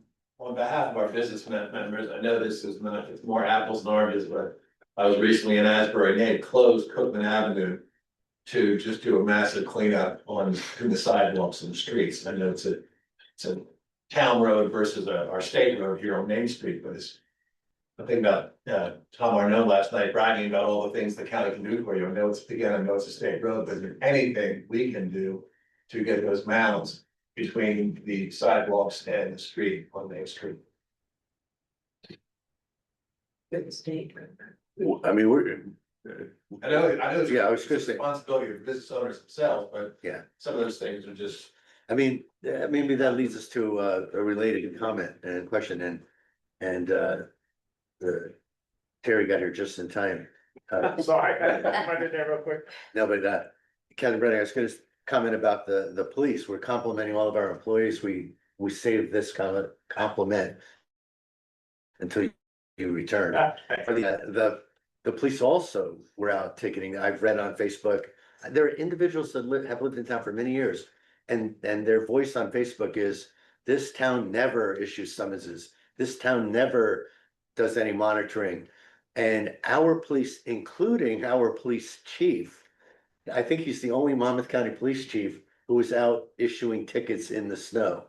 But our police issued roughly in this past weekend 200 parking tickets, summonses. Our code enforcement issued roughly 100 summonses for sidewalks. I don't have the exact numbers, but I got updates in the course of the days. And between the two groups, we probably had 300 different summonses issued for that 2-day period. And we were actively looking to tow cars, had complaints of, either have complaints that we towed somebody's car, or we had complaints that we're not towing the car from the neighbors who want the car towed. It's a fine rope that we walk here, but I think again, our employees all pitch in, especially in tight times like that, like snow. And if I could continue my report, although before I continue my report, I just want to tell you, as you need to be a better politician. When someone thanks you for something you didn't do, just take the credit. You're welcome. Also, Amy Baker, formerly Amy Hall, she's our tourism director, and today starts the Jazz Festival. It's a whole week of it, but I can tell you that it's all sold out. And, last year when she did it, they didn't charge. This year they did, and even charging, it's all sold out. So it's a testament to the hard work that she's putting in as well. And as you mentioned, Mayor, the employees do love when the council come by. So they don't know Councilman Carp yet as well, but for the rest of you, the more interaction we can have, the better they learn about you, the more vested they feel in this entire government. So thank you for taking the time and coming by and just stopping in and saying hi and checking in how either Tiffany's doing or Laura's doing, Kathy, Erica, and the rest of the team. So thank you. And one more thing, I'm gonna be out of here I'm leaving February 11th to February 17th. Why I'm gonna is get myself married. So Go I'm in a place where it's 85 degrees and sunny. That's spring training, right? So I apologize if I'm not gonna be very responsive during that period. Enjoy. Congratulations Thank you. on the upcoming nuptials. I'm a lucky man. Yes, and she still has a little time to change. All right, thank you, Mr. BA. And with that said, we will move from item 13A to 13B on the agenda, mayor and council reports, and I'd like to start tonight with council president Jay. Thank you, Mayor. So the Board of Ed had a meeting and Dr. Heidelberg would like me to highlight one of the approvals that the Bradley Beach Board of Ed has now a partnership with the Fulfill Backpack Program. They connected with Fulfill and based on their conversations with the Bradley Food Pantry to help address food security needs in our community. Through this partnership, students and families will receive packages filled with nutritious, easy to prepare food items to support them during times when school meals are not available, such as weekends or school breaks. Fulfill works with schools and community organizations across Monmouth and Ocean counties to help distribute these resources throughout the school year. So we thank them for that. On to the Shade Tree. Their meeting is actually tomorrow, but I wanted to thank Matt Doherty, our business administrator, and Michelle, our deputy clerk, for taking the time to meet with our new chairperson of the Shade Tree. Her name is Noelle Weinberg. It was so helpful. And she's going to be a wonderful chairperson. She now is familiar with the policies and procedures, and it'll make the transition a lot smoother for her. And with tourism, as you mentioned, this is the Jazz Festival week. Tonight, Marel Hidalgo is playing at the Elbow Room. Tomorrow we have String Bean at Uva. Thursday is Swing Dance with the Vintage Vibe at Darcy's. And then Friday and Saturday night we'll be at the elementary school. It's a lot of fun.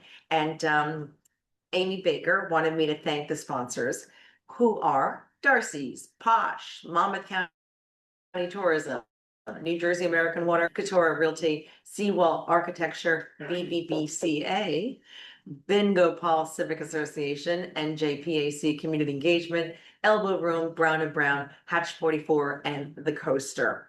So I will be there Friday night for sure, and hopefully I'll get to catch some of these other fun activities this week.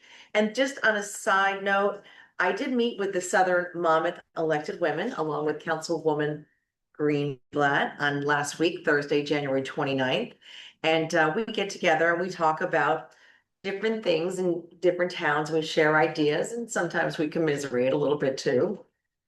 Of course, not us anymore because everything's just so dandy. But we do want to welcome Neptune City. We now have 12 towns that get together and 25 women are in this Southern Monmouth elected women. And it is just so beneficial to talk to them and get ideas and share practices and policies as well with them. And I want to say welcome to Neptune City, Rachel, Kimberly, and Pamela. And thank you very much. That completes my report. Thank you. Turn to Councilwoman Greenblatt. Thank you. Let's see, I have two short reports and one lengthy report. So I'll start with the short reports. The Fletcher Lake Commission has not met since our last meeting. Their next commission meeting is scheduled for February 12th at 6 p.m. here in this council chamber. The Arts Council has not met since our last meeting. They did just submit to the borough their 2025 annual report. I just want to confirm that with RBA Doherty. You received that? Yes. Great. I think the financial component is still on its way. And the next meeting scheduled for the Arts Council is Monday, February 9th at 10:30 a.m. in the Biasi Center. The public is welcome to attend. The Rec Committee has not met since our last meeting. Senior Club's next meeting is Wednesday, February 25th, noon to 3 at the Biasi Center. Mahjong Open Play runs every Friday, 1 to 3 p.m., also at the Biasi Center. Senior Game Time Tuesdays runs the first and third Tuesday of each month. Bring your own game and join in with friends at the Biasi Center. And the following recurring events take place at the Neptune City Community Center and part of our shared service agreement. The Glitter and Glue Crew, geared for ages 2 to 3, meets every Tuesday and Thursday morning, 11:30 to 12:15. Ballroom Dancing for Intermediate Dancers meets every Wednesday at 5:45 p.m. There is a $12 per person fee at the door. Open Indoor Pickleball runs Saturdays at 10 a.m. Senior Strength Training runs every Monday morning, 10 a.m. to 10:45 a.m. Step Aerobics, all levels welcome, Mondays and Thursdays, 6:30 to 7:30 p.m. Senior Game Day, Wednesdays noon at the Neptune City Community Center. Quilting for those who already know how to quilt and would like to continue a project with other quilters in a larger space. They meet on Mondays at 5 p.m. And ping pong is offered every Wednesday evening from 5 to 8 p.m. and it's open play. And all of these are free with the exception of ballroom dancing. Mark your calendars for Radio Bingo, March 21st, 6 p.m. at the Fire Hall, featuring the music of the 90s. Tickets are on sale now. You can purchase tickets from anyone on the Ladies Auxiliary or email Courtney Pappas. Construction continues at the rec site with the completion of paver work. The playground and all new surfaces are complete with court striping planned for the end of winter. There's a still limited public access to the facility, and a grand reopening will take place in early spring. The Rec Committee's next meeting will be Monday, February 9th, 6:30 p.m. at the Neptune City Community Center. That's also open to the public. And that's my report. Thank you, Councilwoman. I'll turn to Councilman Schultz. All right, well, thank you, Mr. Taylor. I met with the Environmental Commission last night. They continue to work in concert with the town and various committees to ensure all of our events are as green as possible. They're currently scheduling beach sweeps, with the next one being in April, and organizing the removal of our invasive knotweed from our maritime forest.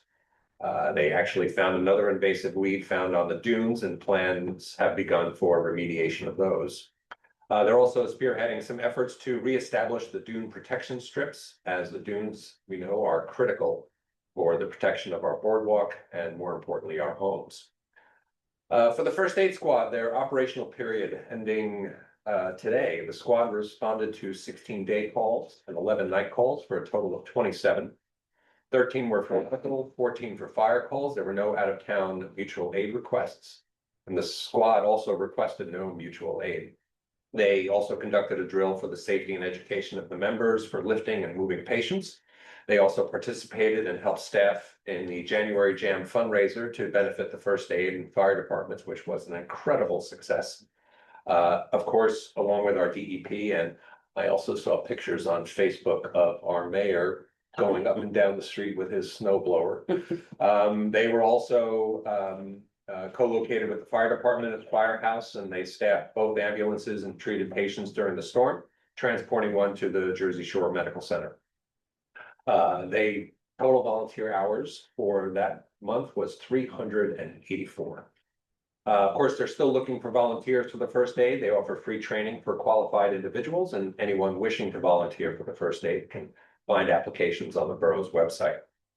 They also are accepting applications for their cadet program for young people 16 to 18 years of age who are interested in serving Bradley Beach. For the fire department's month ended January 31st, 2026, they responded to 14 day calls and 2 night calls for a total of 16. 9 were fire alarm activations, 4 were natural gas leaks, 2 water burst pipes, 1 burning odor. They also conducted 1 department-wide training. The department also deployed a snowstorm standby crew for 32 hours in conjunction with Bradley Beach OEM and the Bradley Beach EMS. There were no requests for mutual aid from other fire departments, and they fulfilled 100% of their assignments for this operational period. And also happy to report that the department inducted 1 new fully certified firefighter to their ranks. Of course, they're always looking for volunteers for the fire department, offer free training for qualified individuals. Anyone wishing to volunteer for the fire department may inquire through the borough's website. And lastly, I'd like to take a moment to remind the entire community for our upcoming Borough Blood Drive, which will be held on Tuesday, February 17th. The drive will take place at the firehouse from 11:30 a.m. to 5:30 p.m. As we all know, blood supplies often run low during the winter months, and your donation can quite literally save a life right in our area. So to keep things running smoothly and to avoid any long wait times, asking residents to register in advance. And by the way, they've been able to add in some incentives. So they've got some gift cards, coffee cards, and cards redeemable for some sweet treats from some of our local shops. Registration is available right now on our website. Just look for Blood Drive right on the homepage. That's fine. Thank you, Councilman Carp, and I'll turn to Councilman Nowicki. Thank you, Mayor. The Bradley Beach Police Department activity February 2nd. Detective Christopher Wilson arrested and charged Christopher Roberts from Bradley Beach with theft as a result of an investigation where Roberts was taking clothes from a shared laundry room. Between January 19th, 2026 and the February 2nd, the Bradley Beach Police Department also investigated 4 motor vehicle accidents and responded to several calls for service. Regarding that snowstorm, I have some data. So the police department actively enforced the borough's alternate side of the street snow parking ordinance 9-11.1. Approximately 216 motor vehicle summonses were issued for not abiding by the ordinance. In addition, there were approximately 6 vehicles that were issued summonses for the 48-hour parking ordinance. It is imperative that the residents of Bradley Beach abide by and follow these ordinances during a snowstorm. By doing your part, this helps the Bradley Beach Police Department and Department of Public Works, as well as the rest of our fire department and first aid squads, to clear the roadways and in a safe and expedient manner. If not, our health and safety is in jeopardy. So all residents are reminded that important information regarding impending snowstorms is posted on the Bradley Beach Police Department Facebook page, the Bradley Beach Town Facebook page, and Borough of Bradley Beach website. Reverse 911 alerts were also sent out to residents, reminding them of the ordinance. Residents can sign up to get alerts by going to Bradley Beach NJ.gov, our website. Once there, click departments and sign up for alerts in the emergency management section. That's the emergency management section. So there's no excuse. You read on Facebook, oh, I didn't know. I didn't get text. Well, you know what? You need to sign up and participate. Otherwise, you're going to get towed, feed, etc. Something that's really important that has happened here in the state of New Jersey. This is for all residents to be aware. The state of New Jersey has enacted new safety regulations for e-bikes. To keep our community safe and informed, The Bradley Beach Police Department has highlighted the most critical changes below. So what is required? For the first time, most e-bike riders must now have a valid license. For ages 17 and above, a driver's license, or ages 15 to 16, a specific motorized bicycle license. State registration, all e-bikes must be registered with the New Jersey Motor Vehicle Commission. And liability insurance coverage is now required. So licenses and registration fees are waived for the first year. Fines for non-compliance will begin in 6 months. So also important restrictions, there's age limit restrictions on operations. Children under 15 are prohibited from operating an e-bike. Regarding the speed and power of an e-bike, the new law applies to all e-bike classes, pedal assist, throttle, and high powered. Regarding the sales and models, online e-bike sales are banned statewide for 1 year. Modification kits to increase bike speeds are now illegal. So the Bradley Police Department will focus on public education over the next 6 months to help our residents transition to these new standards. This is extremely important, and people are gonna end up getting their e-bikes taken away if they're probably caught out there riding one without proper licensing. So be aware. Also like to report on Sylvan Lake Commission. We identified the individuals, thank you, Mayor, on the appointments. There's ongoing work at the lake. The ocean outfall pipe construction is still ongoing, but it's slowed down because of the severe weather we've been having.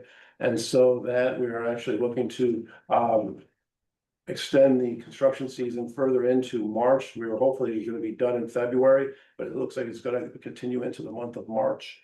So that's being coordinated through DEP, as well as the bulkhead improvements along Bradley Boulevard. Those plans were submitted for permits, and we're awaiting those permits any day. So we're hopeful that those will come in, and that project will be advertised for construction and awarded by early April. And so this work is ongoing, and it's going to move forward here this year. So with that, that's my report, Mayor. Thank you, Councilman. I've got a number of things I want to at least alert people to. One is, we have found out people were complaining that they didn't, anyone who's renewing or signing up for a beach locker. A number of people were bothered by the fact they didn't get a notice from the borough when their neighbors and their friends did. And we had a handful, 3 or 4 or 5 complaints. Enough so that we went to Community Pass, the administration entity that everybody logs into. And what we found was, Matt, you can maybe confirm these numbers, but something like 6 out of 750 notices that went out. I don't know why we'd have that many notices because we don't have that many beach lockers, but 750 notices went out. 150 didn't get through, according to our reporting entity, Community Pass. And then they told us the reason it didn't get through is because those individuals had clicked a little button in their email saying, stop sending me junk mail. So I don't know the terminology, but they opted out of messages. So people who were irate with the borough's administration, we had to explain to them, no, actually you've opted out, and we cannot reach out to them to say, hey, you've opted out if you're missing this. So this is my public service announcement. If anybody out there is waiting for their beach badge invite, beach locker invite, please call the borough and make sure that you're not opted out of those messages. Another thing, I alluded to this earlier, but no world is perfect when you've got narrow streets and one-way streets and cars that don't, and houses that don't have driveways, so cars park on the street. We are a small community, we're tightly packed, we're a very dense community. Most of us love that about Bradley Beach, but when you dump 10 or 12 inches of snow on us, it's quite problematic in terms of getting around and safety and so forth. The thing that concerns me is when I see on Facebook or friends or my own family criticizes Bradley Beach for not enforcing. Nothing could be farther from the truth. You've heard the numbers tonight. we 100% are enforcing, but beyond that, I just want to let people know. On February 17th, we will officially have, it's all drafted, but we didn't have enough time for tonight.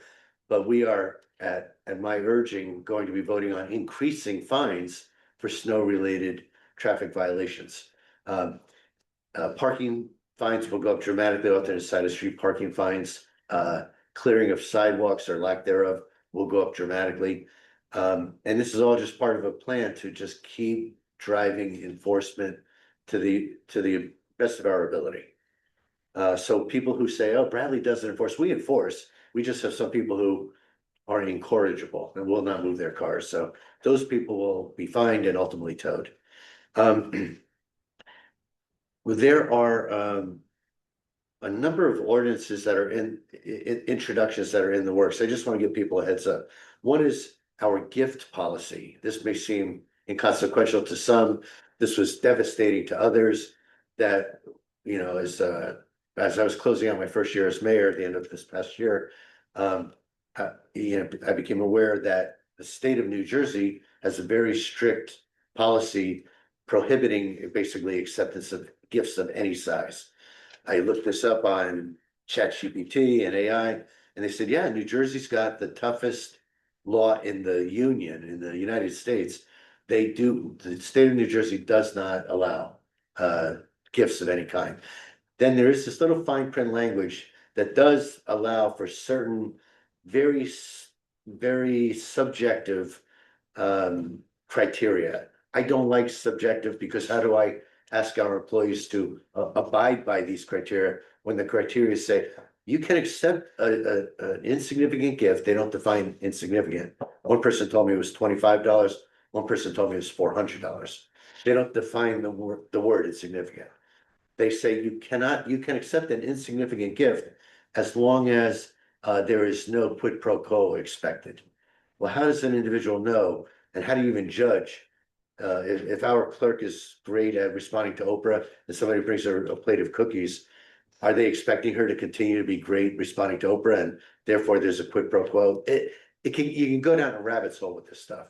So that's my way of apologizing to all of our employees, because right at Christmas time, I effected a no gifts policy because we just didn't have the time to, you know, create any caveats or guidelines. However, now in our next meeting, we will have guidelines that will allow our employees to receive small items, $25 limit. It will stipulate food items, not gift cards, not cash. But anyway, you will see a policy forthcoming, and all of the employees that have occasionally gotten a couple of cookies or whatever, they'll be eternally grateful if you reconsider them, because I think some people were actually turned away with their trays of cookies, and that was unfortunate, and that was my fault. I want to get to what I think is an important thing. I don't have a lot of detail on this. Well, two things. One is everyone's aware of the state health plan. Our employees are enrolled in that, 40 some odd employees, and their premiums went up 37% this year. And with that 37% increase, that brought our 1.1 million expenditure to about 1.5 million, an increase of $400,000 in costs. And to put that in perspective, that's about 5% of your tax rate. So if you were at a 3% rate, you go to 8% to cover that extra cost. You may hear more about this, but we are going to participate in a thing called the difference card, which effectively lets the borough self-insure some of the medical claims that normally would be funded by the medical plan. We believe that the borough financially is probably going to break even on this. We should not lose money. We may make a little savings. On the other hand, these 40 or so employees should save a dramatic amount of money. It's probably a one-time fix. It probably won't work a year from now. I'll spare you the details, but know that we're doing everything in our power to do the best we can to mitigate the impact, not only on the borough and our residents, but also on our employees, because the level of these healthcare costs is astronomical. And finally, there's a bit of legislation emanating from the EPA, the RIO. DEP. DEP, New Jersey DEP. I know very little about this. I've just been Googling it. I was called to a meeting of mayors, Southern Monmouth County mayors, so Avon, Belmar, and South, Spring Lake and others. And they basically began to educate me more about this thing called REAL, REAL, and basically in a high level summary from a layperson, the DEP is saying, hey, in the year 2100, sea levels are gonna rise, water tables are gonna rise. We have to use projections for 74 years from now to impact current zoning. And basically, the way it impacts current zoning is largely setting criteria that, depending on where you are in these projected flood zones for the year 2100, people may have to, you know, if you're demolishing 50% of your house, it's so many times in Bradley, someone buys a house, levels it, builds a brand new house. If you do that, you're going to be measured against new floodplains that are 74 years in the making. That could, one, increase costs dramatically, two, decrease property values. Try selling that house to somebody else when they now find out they're in a floodplain that may exist 74 years from now.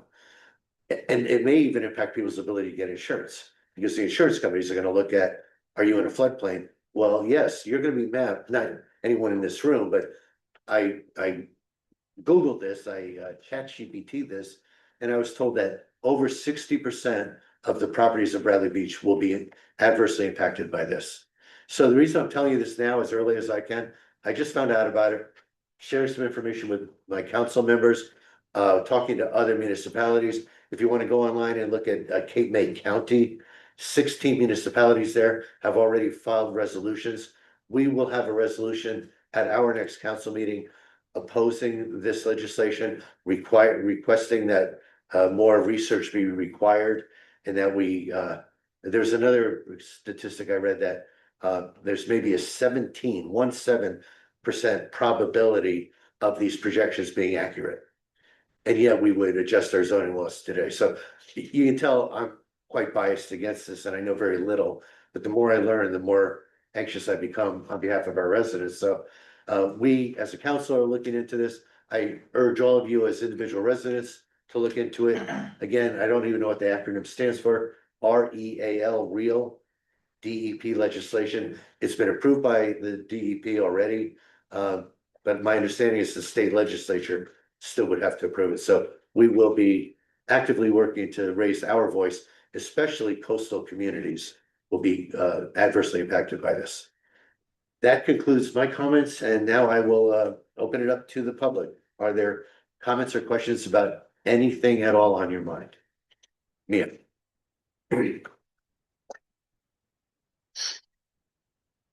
Hello, Mia Matasio, 401 McCabe. Speaking as a Arts Council member, thank you for increasing our volume of people. And I'm just curious, I believe we are revamping our website. Just was wondering if there's an update on that. Just anxious to get a nice landing page for the Arts Council to share events and flyers, upcoming events, that sort of thing. Yeah, I'll give a general update. Amy Baker is in fact updating our website. She's already shared with myself and the business administrator graphic enhancements to just make it look better and organize it in a certain way. But we're looking at boxes that would scroll this way or open that way or whatever. We're not yet looking at content, so it's early stages. That is, Matt, as I recall, next phase. Amy's going to start to bring content ideas to us, and we'll share with the council just to make sure, we're all more or less aligned. When we get to a point where we can share with the public, we will, long before anything gets finalized. With that will come more discussion about how we integrate all of the different commissions and committees, including the Arts Council.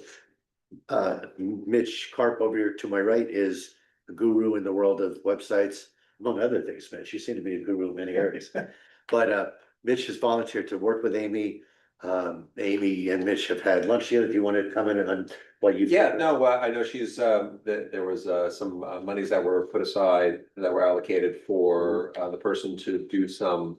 Revamping to the site. There's a whole list of goals that, Amy wanted to achieve with our site between, UI, user experience. Being able to have the different committees. So, yesterday when I was meeting with the Environmental Commission, we talked about how do we get the minutes for the Environmental Commission up on the website. So to make that process easier, also the searching ability, which really doesn't exist on our site right now. There's no search bar. So all of the things that she wants to accomplish are very well outlined. So that's kind of the next step. So the consultant has kind of taken the first step, really attacking the homepage where everybody lands, which is one of the most important things. And then we take some subsequent steps once we kind of have that net down. And the other quick comment, and let you continue, but the other quick comment is, our alternative, we're looking at brand new websites because we're all dissatisfied, the council, many of our residents with the current website. And Amy said, give her a chance to revamp this thing. And roughly we'd spend $4,000 instead of closer to 20,000. And it's early, but so far I'm very impressed by the preliminary graphic work she's done working with the current website owner. But did you have a follow-up? No, not really. I was just wondering about something moving forward. The Arts Council is also wanting to, be transparent and post our meeting minutes and agendas, that sort of thing on a page, and just have a page that people can go to find out information about the Arts Council. Well, the other committees and commissions post their minutes now, so I'm sure it won't be optimal, but I'm sure we can find a space relatively immediately to accommodate you today, to post minutes and things like that. You may have to click 3 times to get to it. I mean, I can't commit to a wonderful user experience. Excuse me, but please just if you would just drop me and Matt Doherty a note. If you can get him before he heads out to, the tropics, he can get to Amy. If not, I'll get to her, but one way or the other, we'll get you. So, and then, we have newer members. If we just want to update the information that's on the webpage, we can just send it to Michelle, to Erica.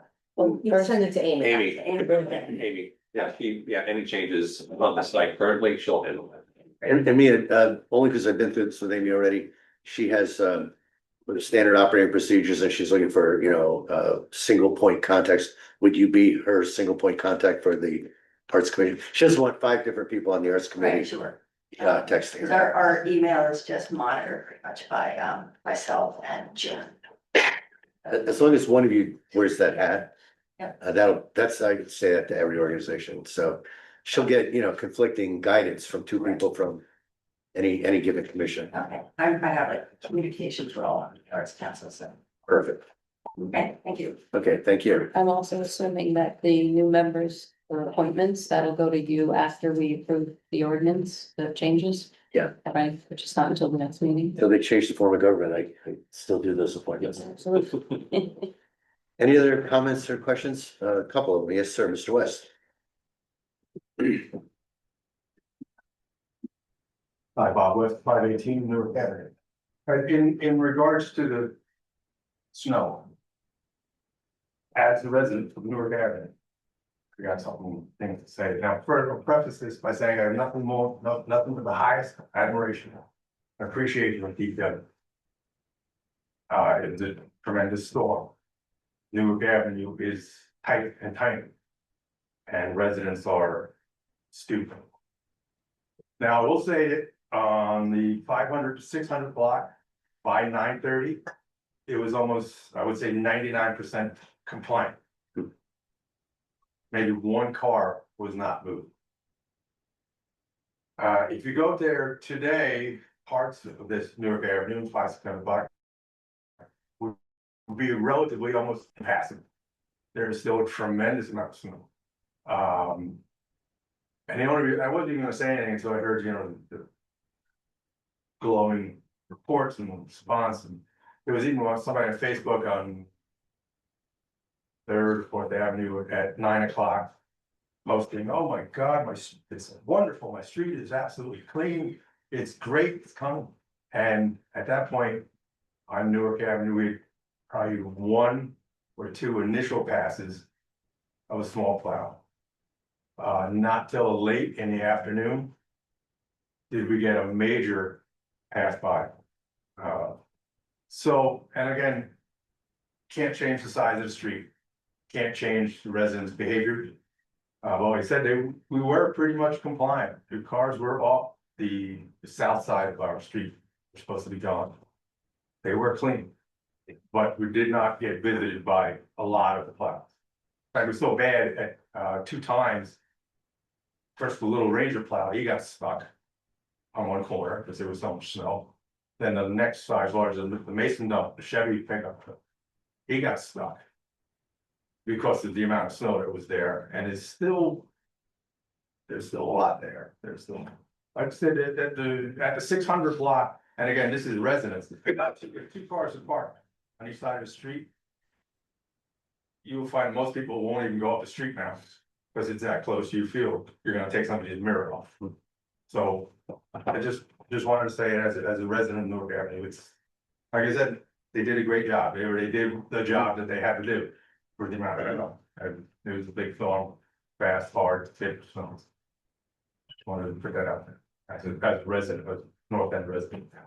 Well, I think we all appreciate the comments and I'm aware of various spots in town, Newark Avenue being one of them, where the residents did call me, text me directly and just say, what's going on? Why are you hitting Newark? There were 1 or 2 other spots like that. At the time, I reached out to Biagio Cafone, our director, and he said, so this may contradict what you just said, but he said, we can't hit it until we get these cars taken care of. There were too many cars on Newark at that time.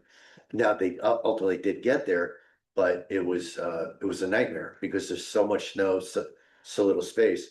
And then, to share another little bit of education that Biagio shared with me, there are people who say, well, okay, why didn't they go around that car?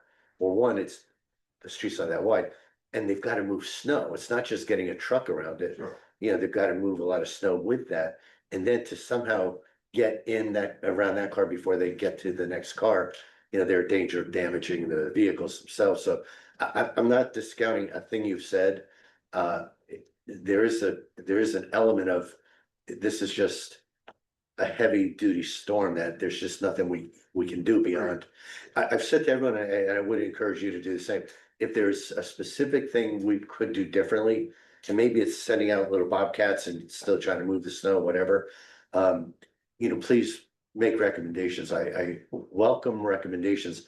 9 times out of 10, when I go to Biagio, he explains to me why we can't do the things. I mean, we try to evaluate everything we can. Oh, yeah, I mean, most of the problem is the size of the street and the residents. Like I said, between on the 500 and 600 block, by 9, in fact, one of the PD patrols came by and a few people were digging out. He's saying, 9:30, we're coming to do tickets. So there was 1 car. So this person was down the street. I'm not sure where they are, but we're looking for them.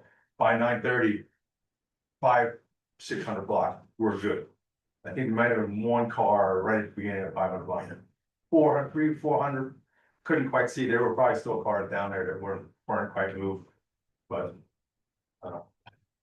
We're good. We're gonna keep enforcing, keep writing tickets. We're raising fines. And then we're gonna educate. I will try to print an example of a notice that'll go in tax bills. Remind now, it may not go out till it's April and it's sunny.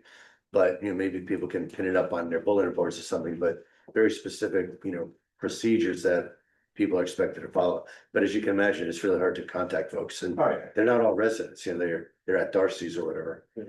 I think a lot of lessons were learned during this storm. Yeah. I do have a question though. As residents, of course, we're responsible for the sidewalks in front of our houses. When it comes to the corners, which is who's responsible? Is it the property owner? Yeah. Property owner. So even all the ADA ramps, they're responsible for that as well. And they'll get fined. And we, I won't name specific property owners, but there's one very visible one that was going to get fined because they had not, done the appropriate cleaning, and we were able to get in touch with them because we're like, we don't know what's going on, and they managed to quickly react and get it done. That's the other thing, I'm saying this just so everybody out there, hopefully, people figure it out if they don't hear me directly, but people want there to be these hard and fast rules. We've got an ordinance, follow the ordinance, move that, so tow that car. And for the most part, we do enforce. In fact, I would like to say we do enforce, period. That said, there are exceptions to every rule. And there are times where, like for all of our residents, we gave them an extra 72 hours, right, Matt, for cleaning sidewalks because the sidewalks were ice over. Now, we could have handed out, made the borough a lot of money in fines. We could have handed out another 300 tickets for sidewalks. We did not enforce because we knew people couldn't get rid of the ice. It was too cold. Of course, there are people complaining about walking their dogs and their icy sidewalks. So there are times where I'm gonna make the wrong call on that, or DPW, the police will make the wrong call, at least in any one person's mind. But in general, we're trying to work with our rules and at the same time be flexible where we think it's appropriate. But we don't have a perfect solution. I know, like I said, and you can't change the side of the street, but like I said, that area was compliant with cars and we still didn't see a lot of plow. Yeah. And you were saying 500, 600 look good. Where would you say you can't get through now? What blocks? Well, now that I guess you're allowed to park again. So now people are coming back and parking on both sides of the street. So I know today, right at the top, right at the top of 600, right where Main Street. There were cars on both sides of the street. And You just have trouble getting through now. yeah, I mean, I went through. Because that, like I said, better depth perception. I know people who were not virgin through that because they thought they would either lose their mirrors or take mirrors off the car. So, That's how I feel when I'm driving in Ocean Grove every day, but. yeah. Yeah, That's- Road, Asbury, those streets are bad. All right. Just wanted to put that out there. for sure. I'll mention again to Biagio, and now as you say, when cars are back, it's even harder, because It's even harder. now you really have to be, super focused on a particular small area. Now, they said, the Bobcat might work in some of these areas. The only it really could. Anyway. That's it. Thank you for your comments. Others? Yes, Mr. Cohen? Thomas J. Colan, 612 Third Avenue. Mayor, I'm so happy that you mentioned the real program that the DEP bureaucrats in Trenton are trying to push through. If you could please forward me whatever your resolution is, I'd like to present that to the land use board members for the same support. So we can let, our Senator Gopal and Assemblywoman Peter Paul and Assemblywoman Donlin know it's time for them to do their job, to really protect us and make sure. This is just as ridiculous as the legislation that said there's gonna be special zoning of 40 units an acre for religious institutions and nonprofits. I mean, we did a resolution for that one too. I mean, the things coming out of Trent are absurd, and you bring up the best point. It's the insurance, because the insurance companies are gonna have to insure you on the replacement cost based upon the new requirements, which far supersede the national requirements of FEMA. I mean, we're writing our own requirements to penalize ourselves for something that might happen 75 years from now. I mean, it's beyond absurd. So thanks for bringing it up, and we should really tell the residents of Bradley Beach, get on the phone to Mr. Gopal and Mr. Peter Paul and, Ms. Donlin, let them know. This is, I've talked to many people in Manasquan and Spring Lake who are very, very concerned about maintaining their insurance, and then in this already strict insurance environment, and then also maintaining the property values. It's simply not fair. And a lot of people don't know about it. People are out working. They don't have time to, but thank you for bringing it forward and letting the public know. And we do need to step up, because once it hits you, you're gonna be screaming. We'll have a lot more information to share with the public in 2 weeks, but as I mentioned, I only came up to speed a week or so ago myself. The other mayors, you mentioned Manasquan and Spring Lake, they were both in the meeting, and they were ahead of me. They were very well versed in the problems with real. Enough so to scare me into doing my own research, but give it 2 more weeks and the council working on it and Erica has shared additional language that came from this, from the state, was it I Erica? think it was the county. The county? Yeah. So we have more information, we'll distill it and disseminate over the next 2 weeks. Because I attended the public hearing on this, which was done on Zoom. And for some reason, man, they didn't give me an extra 1 minute over the 5 minutes like Erica does. I mean, they cut me off right in 5 minutes. I was done. But you could see, you know, it's bureaucrats not really listening. If the state took care of their own water, okay, like from the Garden State Parkway and Route 34 and Route 18 and Route 35 and Route 71, that water comes to us in a storm event from the west, and we have to battle the ocean. So we get it in all our tributary ponds and tidal ponds, worse than anyone else, but the state takes no responsibility. I couldn't build a warehouse or a shopping mall and not retain the water and let it out at a certain amount. They just let it go. But yet they want to dictate to us how it's supposed to work. And it's not, and that's exactly what I said, at the public hearing. Take care of your own water first and then come and tell us how it works. Thank you, Mayor. Thank you, sir. You know, they get me madder than the previous administration. Wow. And that's saying something for you. Are there other comments or questions in the room or on Zoom? Okay, seeing no other raised hands, I believe that will conclude our meeting. I'll make the motion to adjourn. Second. All in favor? Aye. Alright. That means. Meeting adjourned.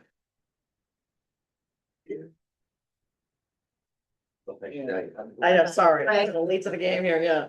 But, yeah. Did you get that email I sent you regarding that? You know, All right. That's one of my favorite people. People, Marcia. can say. Yeah, I Googled them, so I guess it could be a problem.